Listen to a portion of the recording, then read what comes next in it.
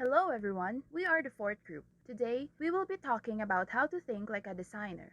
We will be discussing how design concepts can be applied in communicating our data to our audiences. We will explore the concepts of affordances, accessibility, and aesthetics, as well as strategies on how to gain your audience acceptance of your visual design.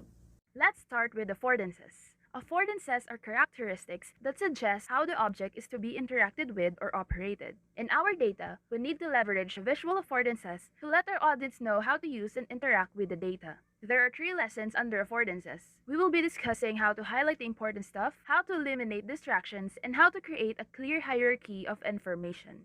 To draw our audience attention to where we want them to focus, we need to highlight the important stuff. It is important to remember that you should only highlight a fraction of your overall visual design. According to the universal principles of design, it is recommended that at most 10% of the design be highlighted, and they offer the following guidelines. Bold, italics, and underlining. These are used for titles, labels, captions, and short word sequences to differentiate elements. Bolding is usually preferred over italics and underlining because it adds minimal noise to the design while clearly highlighting chosen elements. Case and typeface. Uppercase text and short word sequences are easily scanned, which can work well when applied to titles, labels, and keywords. Avoid using different fonts as a highlighting technique because it disrupts your visuals. Color. Color is an effective highlighting technique but should only be used sparingly. It is usually used with other highlighting techniques such as bold. Inversing elements. Though effective at attracting attention, it should be used sparingly because it adds noise. Size. Size is another way to attract attention and signal importance. Let's now talk about eliminating distractions. So what we want is for our main message to be emphasized, and distractions are certainly unwanted. These distractions are clutters, which are elements that take up space in our visuals but do not have any relevance. So what we want is to cut them out and give emphasis to the critical information in our visuals that needed to be conveyed. Also remember that what we need is just the right amount of information, not too much or too little, so the audience can understand it. There could be many candidates for being a distraction, but all we need to do is to identify whether a certain information is relevant or not. So let's find out how can we identify these potential distractions through various considerations. First is that not all data are equally important, so here we have to be wise and get rid of the irrelevant data or element. Second, when detail isn't really needed, we just summarize. So if some details are not really beneficial to your audience, you can consider summarizing what you are telling. Third is ask yourself, would eliminating some information change anything you want to convey? Then if the answer is no, just take it out. Just keep those that have purpose for your visuals. Lastly is to push necessary but non-message impacting items to the background. Here, we can use our knowledge about pre-attentive attributes like using gray color for grid lines. It is still in our visuals but it does not take the attention of the audience away from what we are conveying.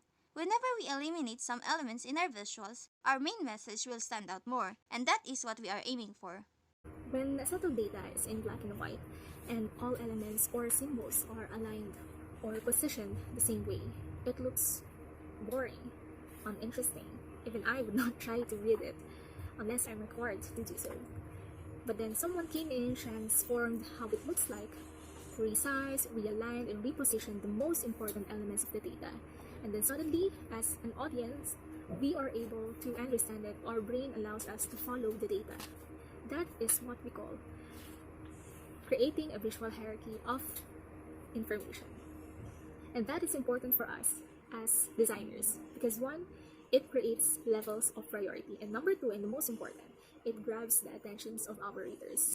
For example, the news headlines are sized or are sized larger than the rest of it, right?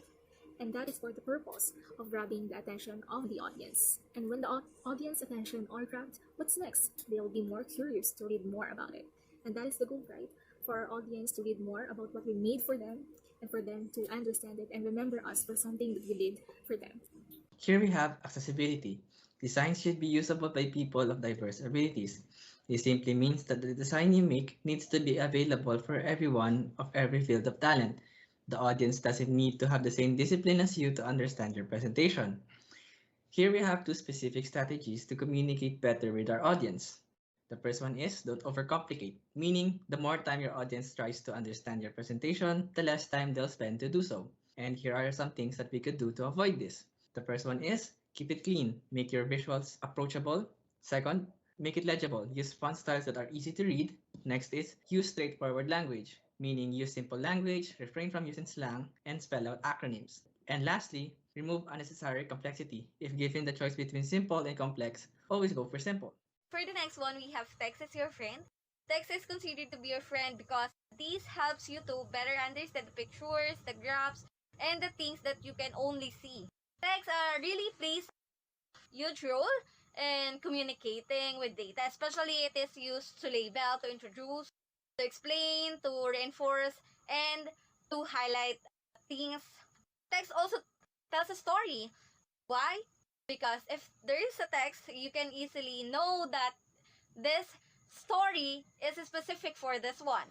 Not like just looking for the pictures, you are just concluding what really happens in the picture. Text really plays a very important part in communicating, especially with data. Aesthetics. When it comes to communicating with the data, it is necessary to make it look pretty and presentable. Studies have shown that more aesthetic designs are not only perceived as easier to use, but also more readily accepted and used over time, thus promoting creative thinking and problem solving, as well as fostering positive relationships with the audience. In data visualization, spending time making the designs aesthetically pleasing can mean that audiences will have more patience and tolerance understanding the data with visuals that will also result to a higher chance of the message being communicated successfully. Here's the few things to consider when it comes to aesthetic designs of data visualization.